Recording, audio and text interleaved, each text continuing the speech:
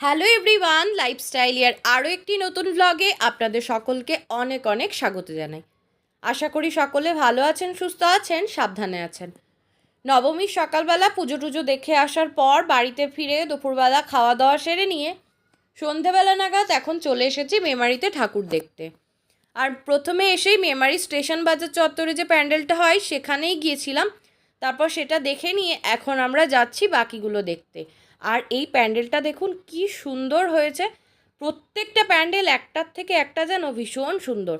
আর সাথে সাথে এই প্যান্ডেলটায় মায়ের প্রতিমাটাও হয়েছে অপূর্ব সুন্দর। তাই সেখানে দাঁড়িয়ে মায়ের প্রতিমার সামনে আমার মাকে কয়েকটা ছবি তুলে দিয়ে এখন যাব বাকিগুলো দেখতে। আর এখানে প্রত্যেকটা পুজো প্যান্ডেলের সামনেই এত লম্বা লাইন হয়, প্রচুর ভিড় হয়। তাই যে প্যান্ডেলে টিকিট কেটে দেখার ব্যবস্থা রয়েছে সেখানে তাড়াতাড়ি করে টিকিট কেটে দেখে ফেলছি। সেই নয়তো আজকে রাত্রেবেলাতে আর বাড়ি ফেরাই যাবে না, অনেকখানি রাত হয়ে যাবে। যাই হোক, আর কিছু কিছু জায়গা তো হাঁটা পথেই দেখতে হচ্ছে, কারণ কি পুজোর সময় বেশ কিছু জায়গায় নো এন্ট্রি থাকছে। আর সাথে সাথে এত ভিড় আর এত লাইন, সেই কারণে টোটোতে চাপলেও টোটো গিয়ে মাঝপথে একদম নামিয়ে দিচ্ছে। তাই এদিকেরগুলো মোটামুটি হেঁটে হেঁটে দেখা হয়ে গেছে। এখন এখান থেকে 10 মিনিট দূরত্বে রয়েছে আরও 2-3টে, সেগুলো দেখেই ফিরবো বাড়ি। প্রত্যেকটা জায়গায় গিয়ে তেমন ভিডিও করতে পারছি না, কারণ কি প্রত্যেকটা জায়গায় আলোগুলো সমান থাকছে না।